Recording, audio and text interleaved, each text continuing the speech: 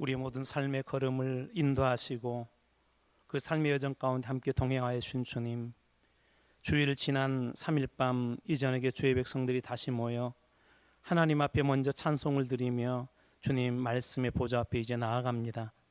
오늘 이 가운데 임재하여 주셔서 한 분 한 분 주의 성령으로 입혀주시고, 위로가 필요한 분들에게는 하나님의 위로로, 주의 능력이 필요한 분들에게는 주의 성령의 능력으로, 치유가 필요한 분들에게는 하나님의 치유의 손길로 베풀어 주시옵소서.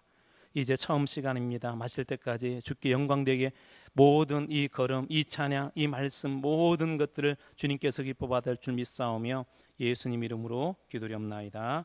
아멘. 우리 315장 우리 한 번 더 찬양할까요? 내 주 되신 주를 참 사랑하고.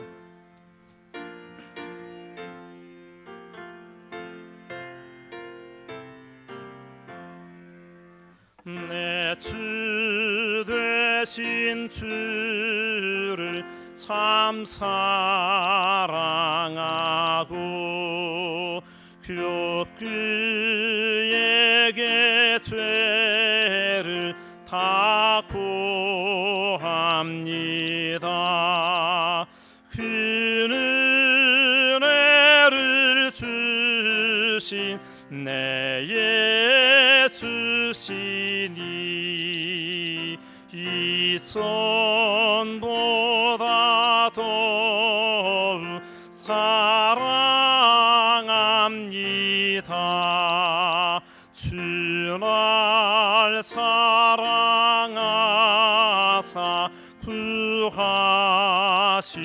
구하시려고 저 십자가 고난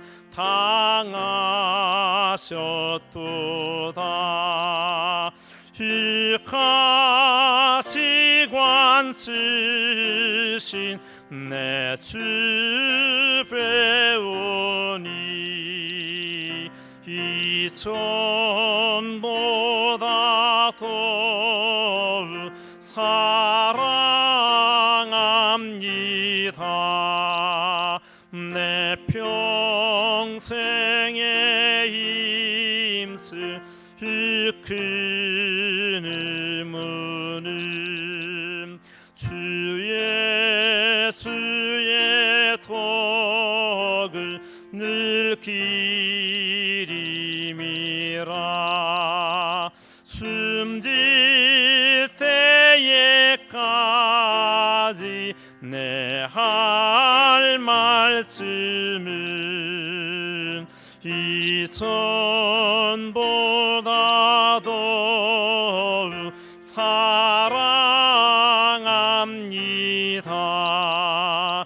그 영광의 나라 나 들어가서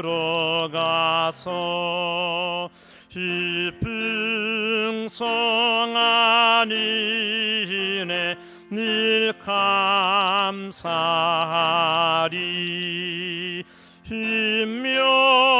인멸유관 쓰고 나 찬송할 말 이전보다 더욱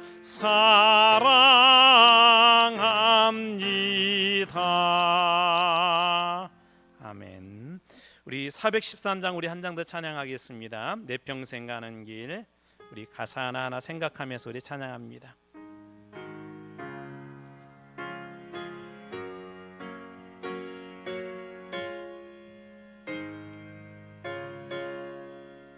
내 평생에 가는 길 순탄하여 늘 잔잔한 강 같든지 풍파로 무섭고 어렵든지 나의 영혼은 늘 편하다. 내 영혼 평안해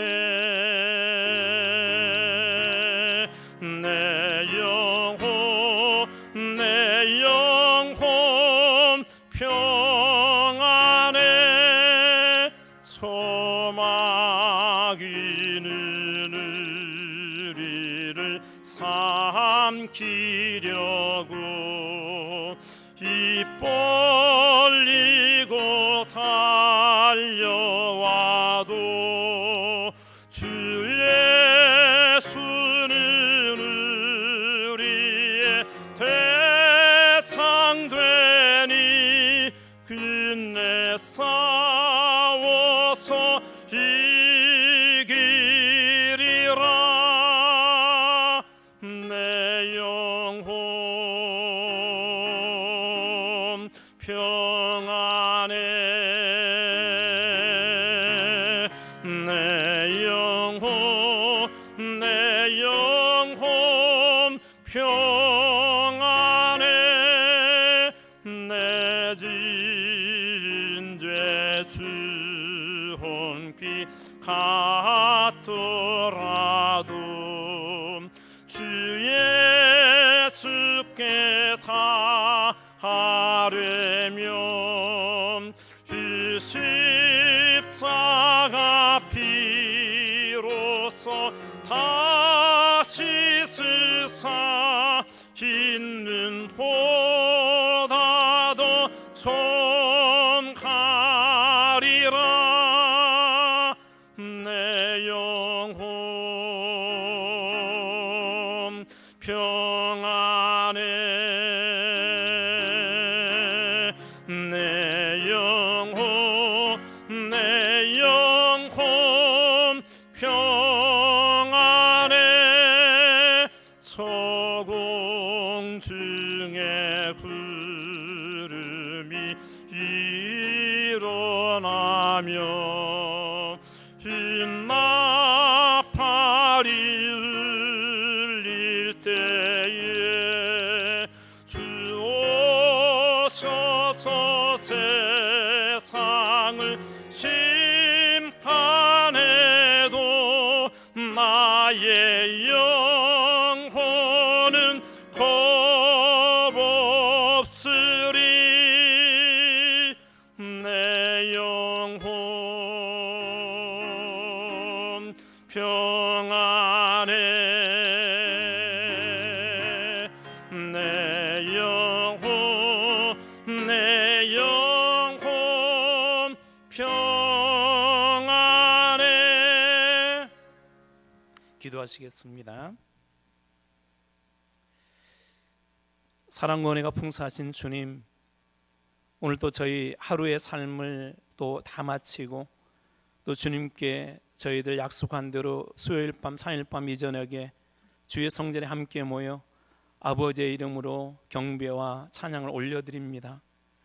어느 때보다도 힘들고 어려운 시기를 우리 성도들과 우리 대한민국의 많은 백성들이 주님 보내고 있습니다. 이 어렵고 힘든 이 시기를 잘 견뎌내게 하여 주시고, 지금은 저희들에게 절망처럼 보이고 지금은 다 막힌 것처럼 보이지만 하나님, 이것이 시간이 지나고 또 먼 날이 되어서 이 가운데 어느 때보다도 강력하게 저희를 붙잡아 주시고 어느 때보다도 저희를 간절히 보호하시며 어느 때보다도 하나님의 큰 축복으로 저희에게 내려주셨음을, 또 저희에게 부어주셨음을 깨닫게 되는 날이 반드시 오게 하여 주시옵소서. 눈앞에 있는 절망 때문에 쓰러지지 않게 하여 주시고 눈앞의 부족함 때문에 넘어지지 않게 하여 주시옵소서. 하나님, 저희는 보이지 않는 것을 믿으며 하나님 앞에 나아가기를 원합니다. 하나님, 세상 사람들 눈에는 절망이지만 믿음의 눈으로 바라볼 때 지금 이 시기가 오히려 저에게 주신 하나님의 축복의 기회가 될 줄로 믿습니다. 오늘도 말씀에 의지하여 주님 제단 앞에 저희들 섭니다. 주님 말씀 들을 때 귀가 열리게 하여 주시고 영의 눈이 열리게 하여 주셔서 하나님, 남들이 보지 못하는 하나님의 놀라운 은혜를 이곳에서 만나고 보게 하여 주시옵소서. 저에게 부어주실 하나님의 놀라운 은혜를 기대합니다. 감사드리며 예수님 이름으로 기도드리옵나이다. 아멘. 우리 빌립보서 2장 우리 19절에서 30절 말씀입니다. 신약 성경의 우리 320쪽입니다. 빌립보서 2장 19절에서 30절 말씀 한 절씩 교독하겠습니다. 내가 디모데를 속히 너희에게 보내기를 주 안에서 바람은 너희 사정을 알므로 안위를 받으려 함이니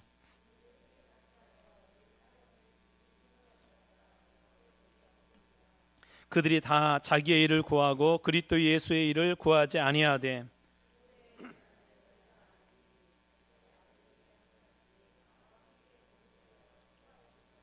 그러므로 내가 내 일이 어떻게 될지를 보아서 곧 이 사람을 보내기를 바라고 그러나 에바브로 디도를 너희에게 보내는 것이 필요한 줄 생각하노니 그는 나의 형제여 함께 수고하고 함께 군사된 자여 너희 사자로 내가 쓸 것을 돕는 자라.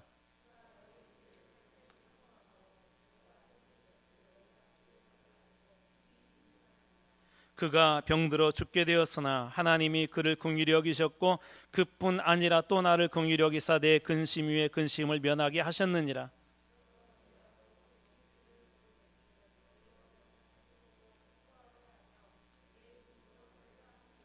이러므로 너희가 주 안에서 모든 기쁨으로 그를 영접하고 또 이와 같은 자들을 존귀히 여기라.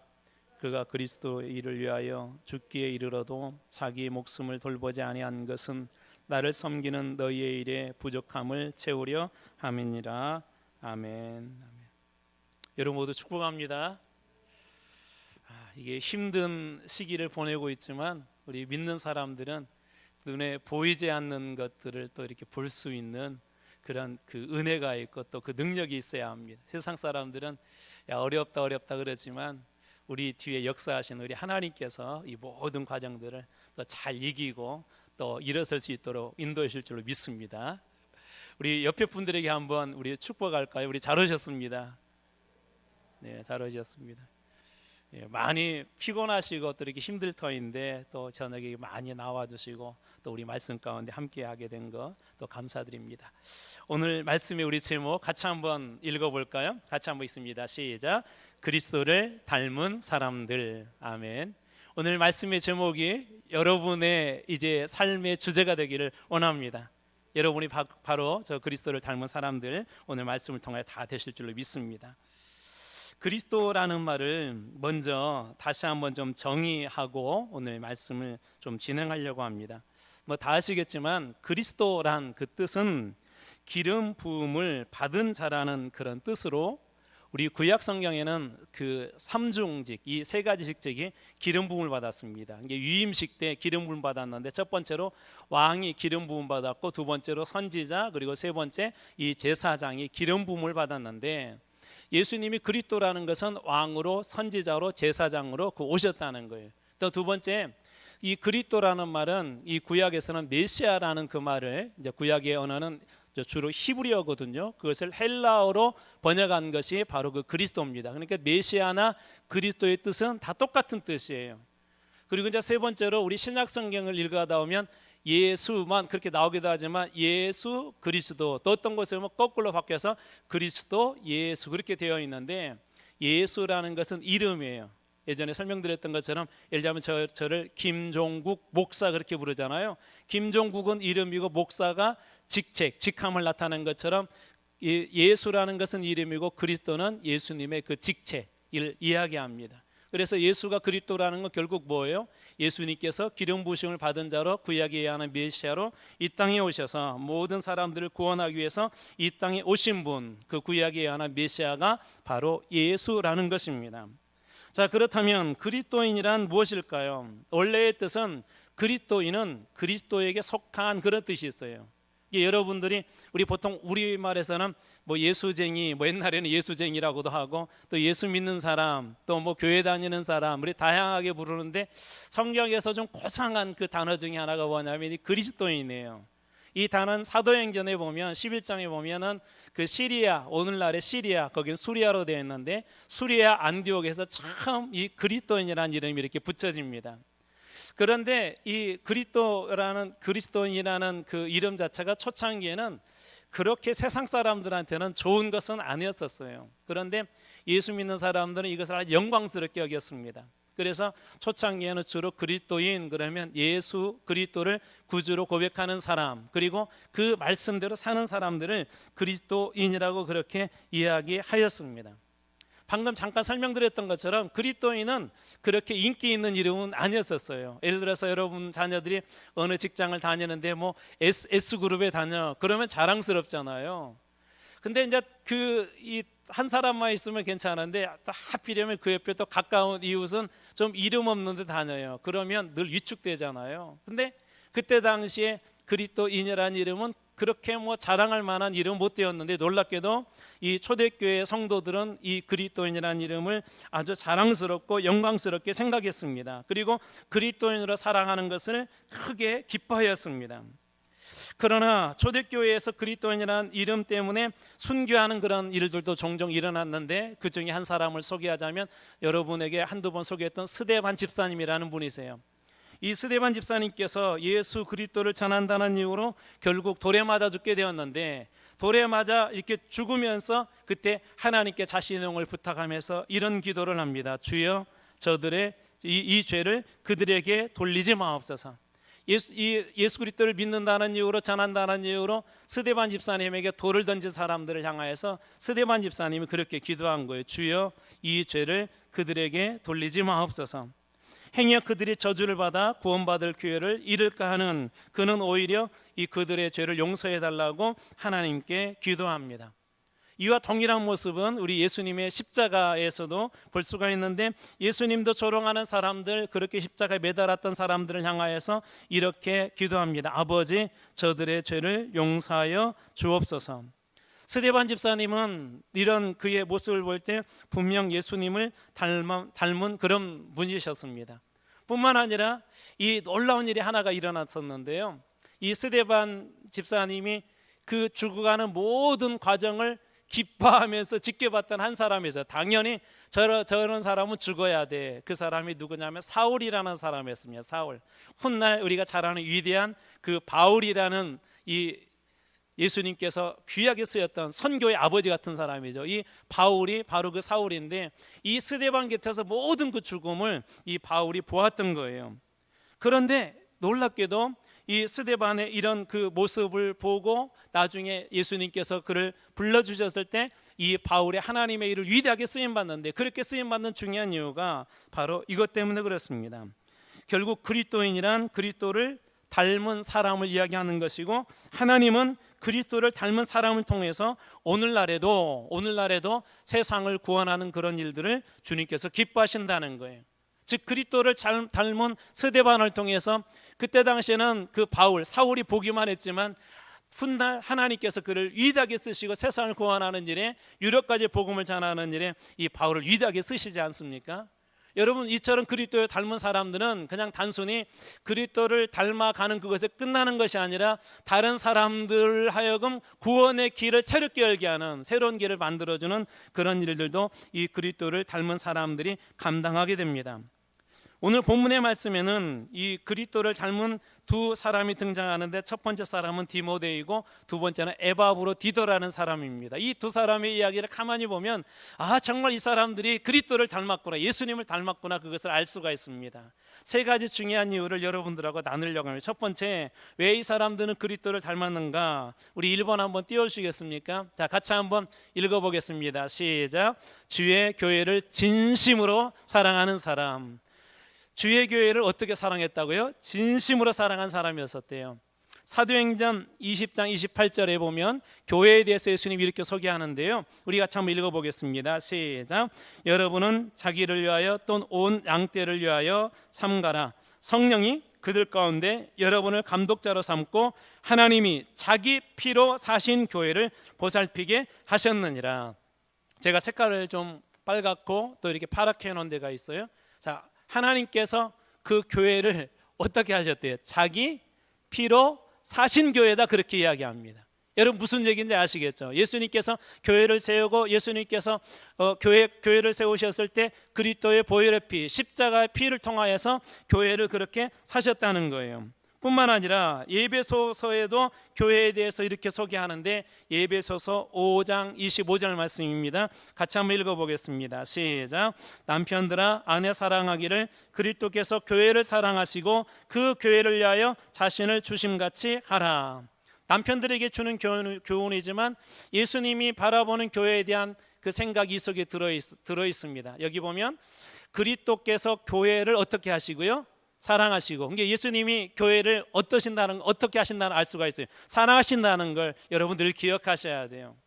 어떤 분들은 우리 교회 안 돼, 우리 교회는 안 돼, 이렇게 다 끝났어. 아니에요. 누가 사랑하고 계세요? 예수님께서 사랑하고 계세요. 여러분들에게 질문해 볼게요. 여러분 자녀들이 조금 어디가 다치거나 해서 막 부족해져서 예를 들자면 다리를 절거나 그러면 그때부터는 조금 부족하니까 미워하시겠어요? 그래도 여전히 사랑하시겠어요? 여전히 사랑하시죠. 주님이 교회를 어떻게 사셨다고요? 주님의 피값으로 사신 교회예요. 지난번에 설명드렸던 것처럼 예수 그리스도의 피값은 죄를 갖고도 남을 만한 충분한 그런 값어치로는, 인간의 이 값어치로는 잴 수 없는 그것이 예수 그리스도의 피값입니다. 근데 그것으로 우리를 사셨대요. 교회를 사셨대요. 그리고 그 교회를 그렇게 사랑하신다, 그렇게 이야기합니다. 뿐만 아니라 그 교회를 위하여서 자신을 주셨다, 그렇게 이야기합니다. 이와 같은 일을 동일하게 닮은 사람이 누구냐면 바로 디모데요. 오늘 본문의 말씀이 20절 말씀입니다. 같이 한번 읽어볼까요? 빌립보서 2장 20절 같이 읽습니다. 시작. 이는 뜻을 같이하여 너희 사정을 진실히 생각할 자가 이 밖에 내게 없습니다. 전에 한번 설명을 드렸는데요. 이제 성경을 읽다 보면 이게 무슨 뜻이지 그럴 때가 있어요. 그럴 때 여러분들이 쉬운 성경 같은 걸 이렇게 보시면 좋습니다. 그러면 거기에 분명히 뜻이 나와 있는데 제가 그 말씀을 쉬운 성경에 나와 있는 내용으로 다시 한번 여러분들에게 전해드리겠습니다. 이렇게 되어 있어요. 디모데만큼 여러분에 대해 걱정하고 마음 쓰는 사람도 없을 것입니다.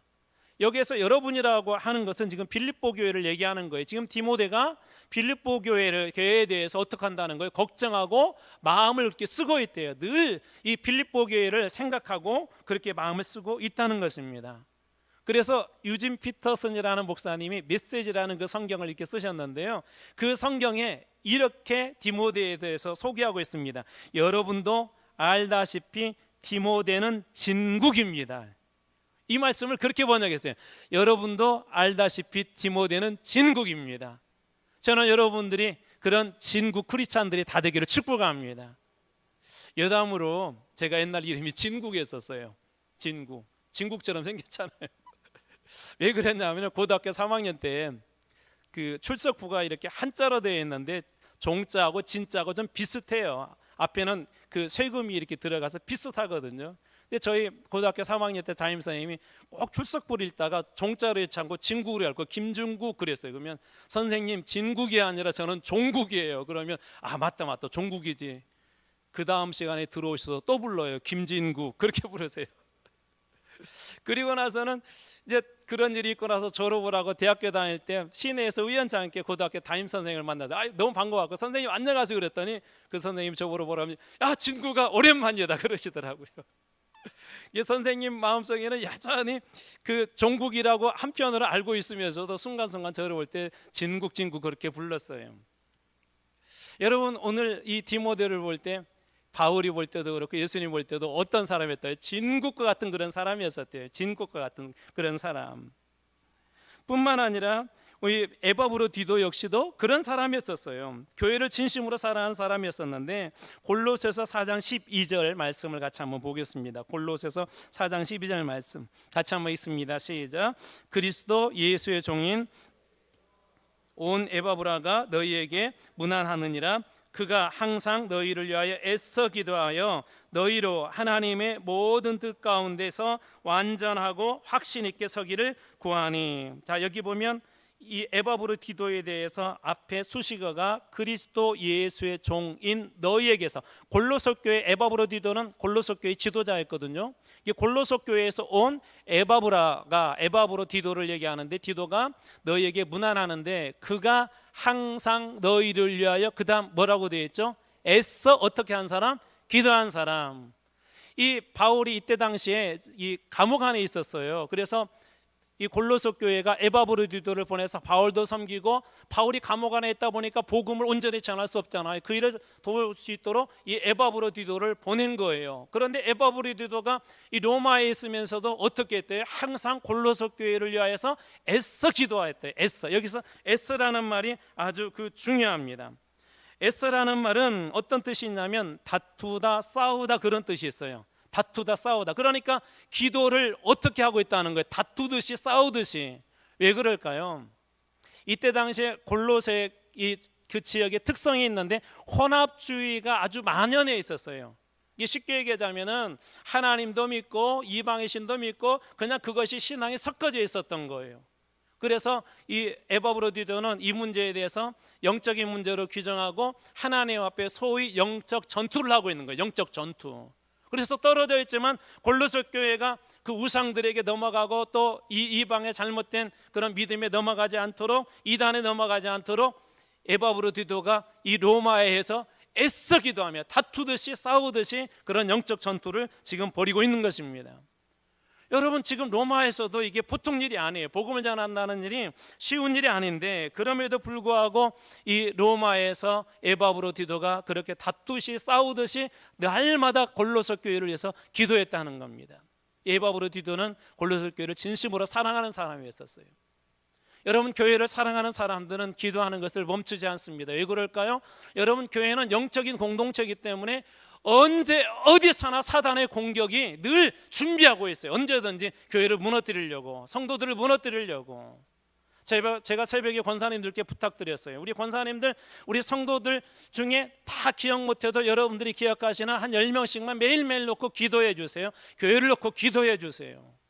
여러분, 사단은 어떻게든지 교회를 무너뜨리려고 여러분 끊임없이 시험을 주거나 우리에게 환난을 주거나 여러 가지 문제를 일으켜서 무너뜨리려고 합니다. 그럴 때 우리가 해야 될, 지켜야 될 자리가 있어서 애써 기도하는 자리, 애써 기도하는 자리. 이 자리로 골로새 교회가 든든했던 거예요. 오늘날에도 마찬가지입니다. 우리들이 애써 기도해야 될 자리를 여러분 놓아버리게 되면 뭐예요? 하나님의 검을 놓아버리는 거예요. 나는 싸움을 포기하고 도망가는 거예요. 여러분, 교회를 정말 살리고 싶고 오늘 힘들고 어려운 시대지만 이 교회가 생명력이 넘치게 하려고 하면 애써 기도하는 그런 자리들 결코 놓아서는 안 됩니다. 에바브로디도가 교회를 그렇게 섬긴 거예요. 사랑했기 때문에. 여러분, 진짜 자녀를 사랑하는데 그 자녀가 갑자기 병들면 어떻게 해요? 애써 기도하시잖아요. 밤새도록 기도하시잖아요.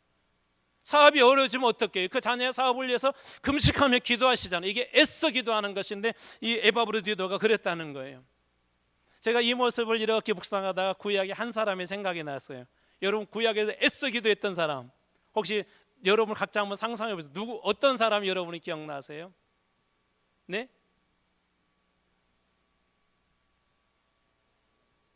한나. 한나도 그러네. 진짜 한나도 애써 기도했어요. 또 누가 있을까요?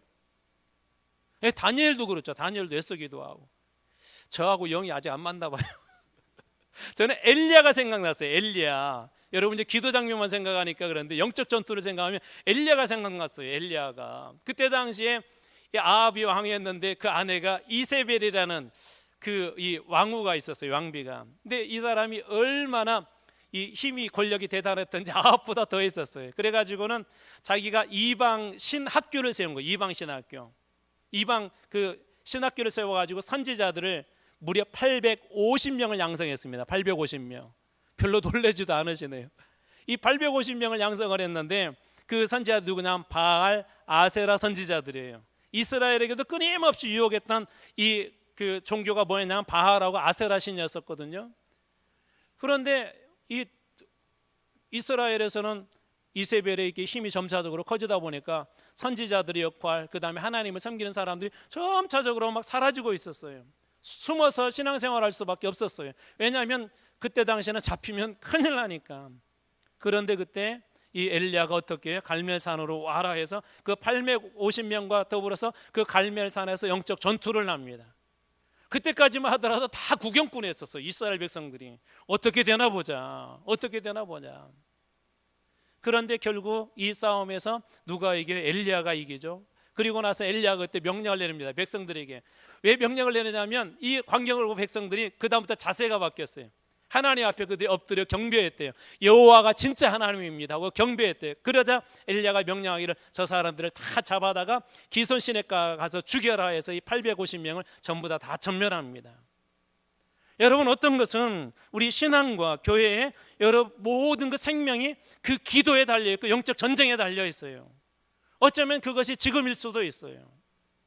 여러분, 그렇기 때문에 엘리야가 그 일에 목숨을 거는 거예요. 여러분, 한 사람이 850명과 싸운다는 게 쉽지 않아요. 여러분, 영적 전쟁 경험해 보셨나요? 우리 신앙이 나약하고 또 미약할 때는 절에만 가도 여러분 막 갑자기 두려운 생각이 들어요. 두려운 생각이 들어요. 또 무슨 일이 일어나지 않을까? 그런 것이 막 걱정이 들어요. 여러분들 담대해지고 나면 어떤 일이 일어나는 줄 아세요? 전혀 두렵지가 않아요. 골리앗도 무섭지가 않아요. 왜? 우리 뒤에 누가 계세요? 우리의 백그라운드에 하나님이 계시니까. 엘리야가 그거 믿고 하나님 앞에 선 거예요. 여러분, 끊임없는 우리 삶 가운데 있는 이런 영적 전투들을 여러분들이 등한시 여기면 안 돼요. 그 싸움에서 애써 기도해서 이겨낼 때 그런 사람이 교회를 정말 사랑하는 사람이에요.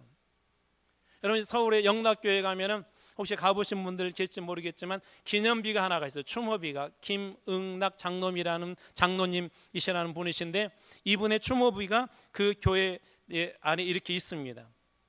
이분이 어떤 분이냐면 한경영 목사님하고 똑같이 북한에서 피난을 내려와서 초창기부터 교회를 같이 시작했던 분이신데, 이 교회를 건축을 했어요. 지금의 그 서울 영락교회, 그 교회를 건축을 했는데 그때가 1950년 6월 5일이었대요. 1950년.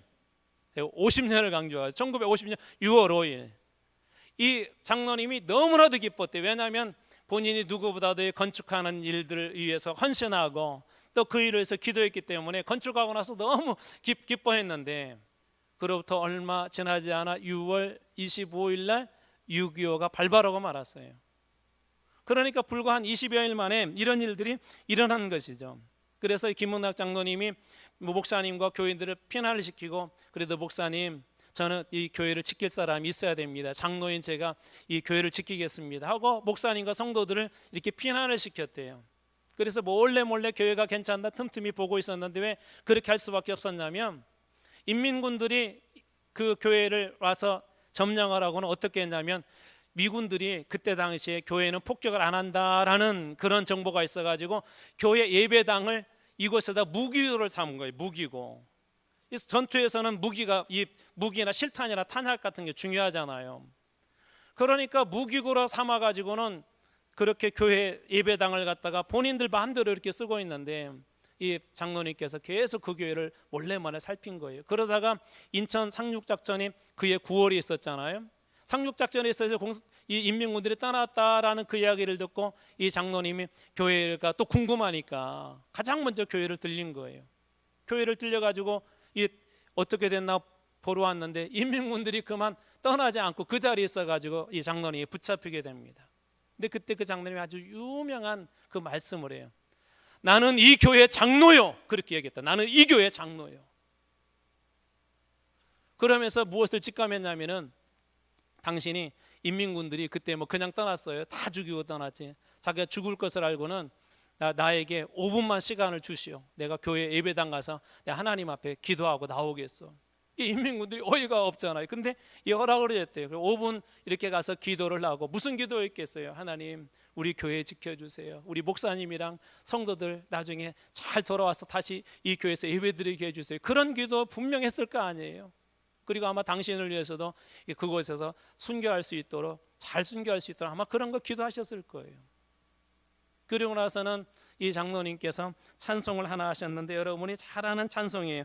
나의 기쁨, 나의 소망 되시며 나의 생명이 되신 주, 밤낮 불러서 찬송을 드려도 늘 아신 마음 뿐일세. 어쩌면 이 찬송이 장로님의 고백이셨을 거예요. 하나님 앞에 밤낮 찬송을 드려도 늘 아신 마음, 하나님 앞에 온전히 자기의 삶과 헌신과 그런 충성을 못했던 아쉬운 마음이 이 장로님에게 계셨던 것 같아요. 그리고 총성이 울리고 이 장로님은 그곳에서 순교하셨습니다. 여러분, 어렵고 힘들 때 교회를 사랑하고 교회를 지키고 또 그 교회 가운데 순교를 각오하고 교회의 자리에, 그 자리에 있었던 이런 장로님과 같은 분들을 통하여서 오늘 한국교회가 지금까지 여기까지 올 수 있었고 그동안 부흥할 수 있었던 것입니다. 저는 여러분들에게 오늘 이 시간 권면합니다. 여러분, 교회를 진심으로 사랑해 주십시오. 예수님이 피값으로 사신 이 교회를 여러분이 사랑할 때 다시 한번 하나님께서 여러분들을 통하여서 교회에 주신 놀라운 축복이 회복될 줄로 믿습니다.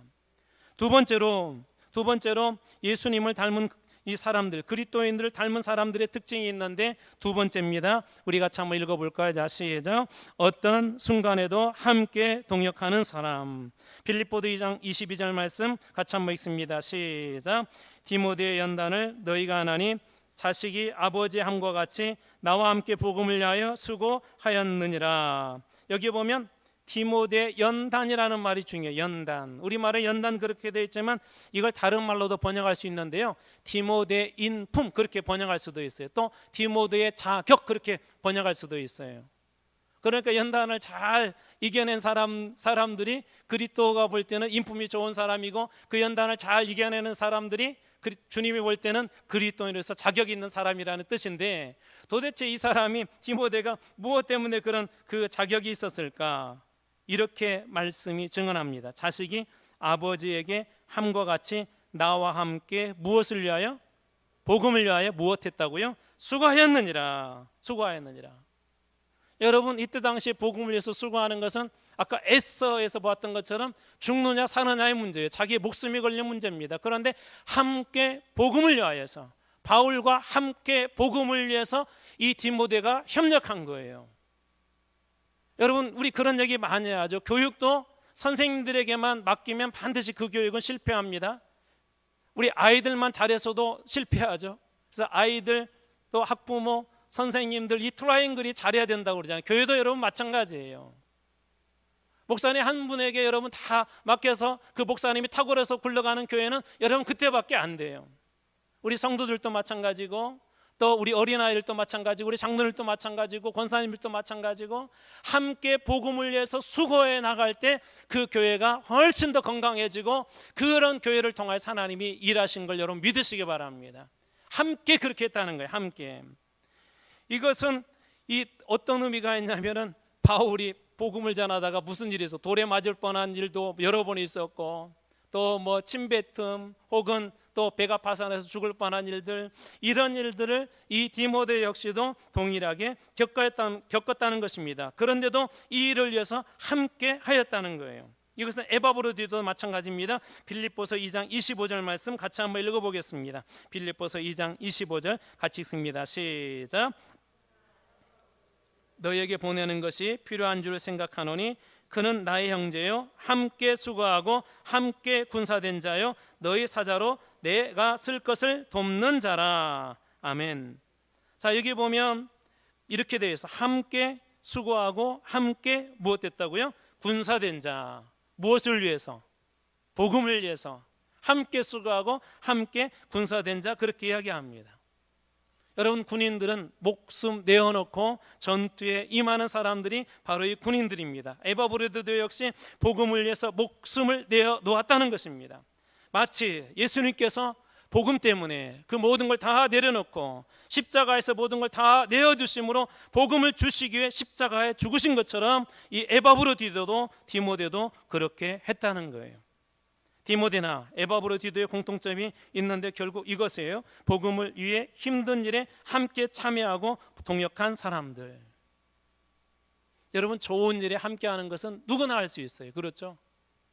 즐거운 일에 동참하는 것은 누구나 할 수 있어요. 그러나 힘들고 어려운 일, 또 고난이 앞에 있는 그런 일들, 이런 일들은 우리 대부분의 우리 인간이 가지고 있는 생각들은 뭐하냐면, 이왕이면 피하고 싶어요.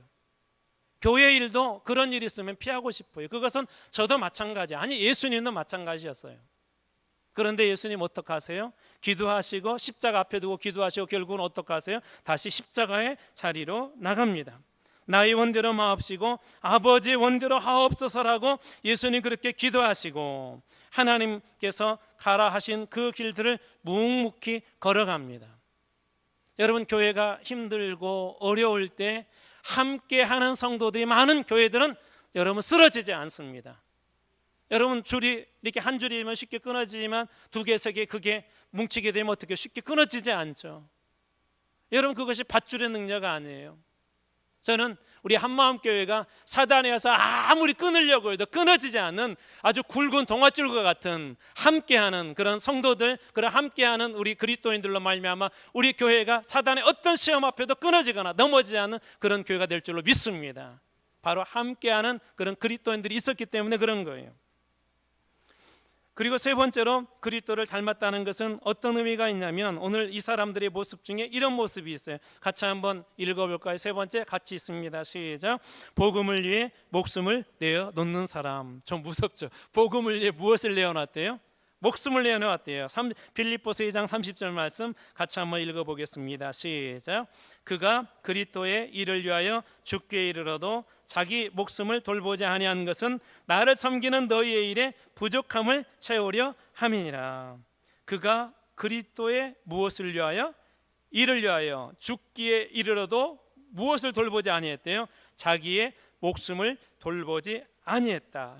에바브로디도가 그런 사람이었다는 거예요. 그 이유를 뒤에 이야기하는데 이렇게 말씀하세요. 성경은 나를 섬기는 너희의 일에 부족함을 채우려 함이니라. 여러분 여기에서 잘 듣지 않으면 좀 오해할 수가 있어요. 나를 섬기는, 나는 바울을 얘기하거든요. 에바브로디다가 와서 바울을 섬기는 일을 좀 부족하지 않도록 그 골로새 교회가 못하니까 에바브로디다가 와서 채운다는데, 그러면 뭐 헌금 부족한 걸 채웠나? 아니면 물 같은 거 바울이 좀 감옥 안에 갇혀 있으니까 제대로 갖다 먹지 못하니까 그런 걸 갖다 주었나? 그런 의미도 있지만 가장 중요한 것은 뭐냐면은 바울이 이 전했던 복음, 그 복음을 섬기는 일을 이야기하고 있습니다. 왜냐하면 바울은 지금 갇혀 있잖아요. 바울은 묶여 있잖아요. 그래서 그것을 섬기는 그 일에 부족함이 없도록 이 일에 쓰임 받았던 사람이 바로 에바브로디도라고 그렇게 이야기합니다. 이 사람들은 왜 도대체 이 복음을 위해서 그렇게 사는 걸까요? 이 복음을 위해서 죽기에 이르러도 목숨보다도 이 복음을 더 소중히 여겼던 것일까요? 방금 읽었던 말씀에 보면 에바브로디도는 죽기 직전까지 갔대요. 그런데 그 복음을 이 에바브로디도가 포기하지 않습니다. 그것은 바울도 마찬가지고 예수님도 마찬가지입니다. 예수님께서도 목숨을 십자가에 내어놓기까지 순종한 이유가 뭐냐면 복음이 그만큼 충분한 가치가 있기 때문에 그렇습니다. 여러분, 복음이 우리의 목숨보다도 훨씬 더 충분한 가치가 있기 때문에 예수님도, 육신으로 오신 예수님도 그 십자가에 그 목숨을 내어놓으시는 거예요. 복음은 수많은 영혼을 살릴 수 있기 때문이며, 복음은 죽어가는 영혼을 살릴 수 있기 때문이며, 복음은 절망에 빠진 영혼을 살릴 수 있기 때문이며, 복음은 십자가에 처형당해 죽을 수밖에 없는 영혼도 살릴 만한 충분한 능력이 있기 때문에 그 복음을 위해서 목숨을 내어 놓는 것입니다. 여러분, 무엇보다도 복음은 한 사람도 포기하지 않습니다. 우리 사람들이 포기하지 그리스도의 복음은 어느 누구도 포기하지 않는다는 거예요. 바울을 통해 주신 말씀이 뭡니까? 로마서 1장 16절 말씀 같이 한번 읽어보겠습니다. 같이 읽습니다. 시작. 내가 복음을 부끄러워하지 아니하노니 이 복음은 모든 믿는 자에게 구원을 주시는 하나님의 능력이 됨이라. 먼저는 유대인에게요 그리고 헬라인에게로다. 이 복음은 모든 어떤 사람에게, 믿는 자에게 구원을 주시는 하나님의 능력이 됨이라.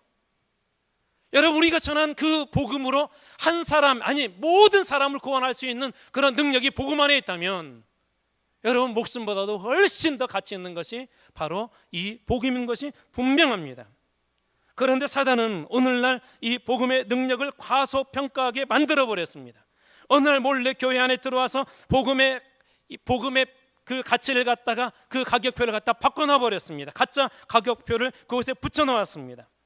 복음보다도 다른 것을 더 귀중하게 만들어 놓았습니다. 그래서 숫자에 집중하게 하고 헌금에 집중하게 하고 크기에 집중하게 합니다. 여러분, 아무리 골리앗처럼 커도 그 안에 생명이 없으면 결국 쓰러지는 겁니다. 그런데 아무리 다윗처럼 연약해도 그 안에 예수의 능력, 복음의 능력, 하나님의 능력이 있는 사람들은 결코 쓰러지지 않을 줄 여러분 믿으시기 바랍니다. 여러분, 복음은 그만큼 위대한 능력이 있는데 그렇게 오늘 이 시대, 이 사회가 그게 다 바뀌어버렸어요. 제가 선교 현장에 있으면서 가장 아쉬웠던 것이 뭐냐면 교회가 어려워지잖아요. 가장 먼저 무엇 끊는 줄 아세요? 막 갑자기 좀 올라오려고 하네요. 무엇 끊는지 아세요? 선교비 끊어요. 교회들이 땅끝까지 이르러 내 증인이 되리라 늘 그렇게 설교해 놓고요, 가장 힘들면 선교하는 일을 그걸 끊어버려요.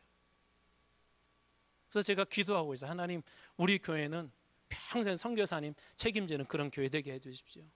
이분들이 선교 현장에서 마음껏 물질 때문에 고민하지 않고 자녀 교육 때문에 고민하지 않고 마음껏 선교할 수 있도록, 여러분 우리가 못 가면 그분들 현장에 선교할 수 있도록 우리가 섬겨야 그분들이 선교하지 않겠습니까? 조금 힘들면 전도비 줄여버려요. 그러면서 교회 안에 많은 프로그램들, 또 교회를 위한 비용에는 아낌없이 씁니다. 그런데 여러분 기억하십시오. 교회는 건물이나 프로그램으로 건강해지는 것이 아니라 복음으로 건강해집니다. 복음으로 채워질 때 건강해지는 것입니다. 우리 교회도 마찬가지입니다. 앞으로 여러 가지 프로그램도 할 거지만 그것이 주가 아니에요. 여러분, 그것이 주가 되어버리면, 복음에 빠져버리면 결국 아무것도 아닙니다. 어느 교회 새신자가 이렇게 등록을 했는데 이분이 술집 주인이에요. 술집 주인. 부목사님이 이제 술집을 그 지역에서 엄청 크게, 최고로 크게 개업을 한다고 부목사님한테 신방 요청을 했대요. 와서 신방을 좀 해달라고. 여러분 어떻게 하시겠어요? 이게 술집이잖아요. 술집.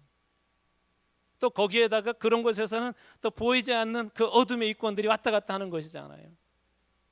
그런데 이분이 결국은 그런 걸 보고는 나는 못 가겠다고, 그러다가 담임 목사님한테 그 상황이 그대로 이렇게 드러나가지고 목사님이 막 나무랬어요. 왜 안 갔냐고. 술집인데 어떻게 가냐고. 가서 어떤 말씀을 또 전해야 되나요? 내 시작은 미약해서나 나중은 창달이라 그렇게 해야 되나요? 근데 담임 목사님이 술집 신방을 갔대요. 그러니까 가지고 가서 물어봤대요. 왜 이 술집을 하십니까? 그런데 이분 말씀이 기가 막혀요. 평생 배운 것이 그것밖에 없대요.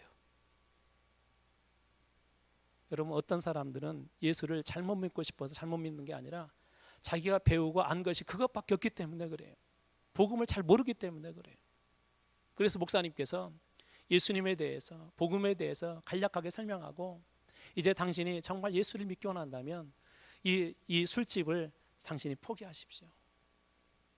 그런데 이분이 놀랍게도 베드로처럼 결단을 하시고는 얼마 후에 이 개업하겠다고 했던 그 술집을 갖다 다 폐업 신고를 해버렸대요. 얼마나 많은 손해를 봤을까요? 엄청 손해를 봤죠. 그리고 목사님 밑에서 말씀을 착실히 배우고, 또 나중에 예수 그리스도를 구주로 영접하고, 또 세례도 받고 교회 안에서 일꾼으로 쓰임 받았다는 거예요. 여러분, 복음은 평생 그것밖에 모르는 그 사람, 죄밖에 모르는 그 사람, 죄악밖에 모르는 그런 사람이라 할지라도 복음이 들어가면 그의 인생이 변하게 될 줄 여러분 믿으시기 바랍니다.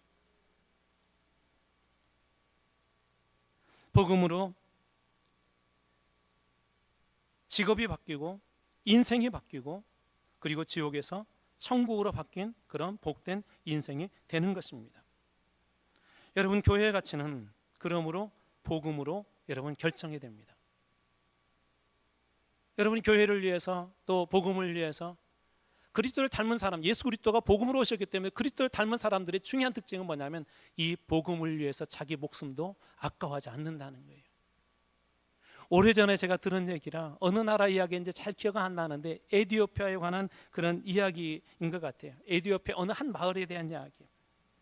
이 지역이 이슬람 지역이었었는데 이슬람 사람들이 마을이었는데 이곳에 있는 사람들이 어느 날 꿈을 꾸었는데요. 동시에 하얀색 옷을 입은 사람을 이렇게 꿈을 꿨대요. 아주 인자한 사람. 그래서 이 처음에는 자기만 꾼 줄 알고, 나 어젯밤 이상한 꿈을 꾸었던 게 뭔데, 내가 하얀 옷 입은 사람을 봤는데 그 사람이 얼마나 인자한지 몰라. 그러니까 그 얘기를 듣고 있던 옆에 사람이 나도 꿈을 꾸었는데, 나도 이상하게 그 동네 사람들이 2314에 똑같은 꿈을 꾼 거예요. 그래서 이게 이분이 누군가 궁금하잖아요. 그래서 이렇게 조사를 해보니까는 그게 성경에서 말씀하셨던 예수 그리스도라는 이 사람들이 알게 되었어요. 그래서 마을 추장이 우리 마을은 이제부터 예수를 믿는다 하고 전부 다 예수를 믿기로 작정을 했어요. 그리고 전부 다 그리스도인이 되었습니다. 근데 여러분 궁금하잖아요. 어떻게 이런 일들이 일어날 수 있을까? 그래서 한번 이렇게 조사를 해봤더니 이슬람 지역이기 때문에 선교사가 그곳에 와서 뭐 선교를 했다거나 그런 게 없었거든요. 근데 조사를 해봤더니 무려 100년 전에 한 그리스도인의 한 선교사가 그 마을에 와서 복음을 전하다가 돌에 맞아 죽었어요. 그리고 그 피가 그냥 그 바닥에 이렇게 다 흘렀대요. 100년 전에 한 사람이 뿌려놓은 그 복음의 씨앗이 100년이 지난 후에 그곳의 모든 사람들을 변화시키는 놀라운 능력이 된 거예요. 여러분, 복음은 하나도 낭비되는 거 없습니다. 여러분, 복음을 위해서 우리가 쓰임 받으면 하나도 버림받는 거 없습니다. 무엇보다도 더 소중한 사실은 그 복음으로 한 영혼을 살릴 수 있다는 것입니다. 여러분, 오늘 본문의 말씀에서 보면 바로 이 에바브로디오나 디모데가 바로 그런 사람이었었고 바울 역시도 그런 사람이었습니다. 그래서 바울은 이렇게 고백합니다. 이제 말씀 읽고 우리 말씀 마무리하겠습니다. 골로새서 1장 24절 말씀입니다. 같이 읽겠습니다. 시작. 나는 이제 너희를 위하여 받는 괴로움을 기뻐하고 그리스도의 남은 고난을 그의 몸된 교회를 위하여 내 육체에 채우노라. 그리스도의 남은 고난을 그의 무엇을 위해서? 몸된 교회를 위해서 어디에 채운다고요? 내 육체에 채우노라. 내가 그걸 감당하겠다는 거예요. 그만큼 복음이 가치 있기 때문에 그렇습니다. 이제 말씀을 마칩니다. 그리스도를 닮은 사람, 그리스도를 닮아가는 사람, 그리고 온전한 그리스도를 닮은 사람들이 여러분이 다 되시길 바랍니다. 저는 이 말씀을 마치면서 여러분들에게 이 세 가지 고백을 같이 한번 나누고 싶습니다. 우리 1번, 2번, 3번 있는데 그들 한번 순서대로 같이 한번 읽어보겠습니다. 그리스도를 닮은 사람이 되겠습니다. 1번 같이 읽습니다. 시작. 나는 주의 교회를 진심으로 사랑하는 사람이 되겠습니다. 2번, 나는 어떠한 순간에도 함께 주의 일에 동역하겠습니다. 3번, 나는 주의 복음을 목숨보다 더 귀중하게 생각하겠습니다. 아멘. 기도하시겠습니다. 하나님, 오늘 말씀에 우리 디모데, 에바브로디도 두 사람이 그리스도를 닮은 사람으로 하나님 앞에 온전히 쓰임받았던 모습을 오늘 말씀을 통해 보았습니다. 주의 교회를 진심으로 사랑하고 어떠한 순간에도 주의 일에 함께 동역하고 주의 복음을 목숨보다도 귀중하게 여겼던 에바브로디도 디모데처럼 그리스도를 닮은 사람들 다 되어지게 하여 주시옵소서. 감사드리며 예수님 이름으로 기도리옵나이다.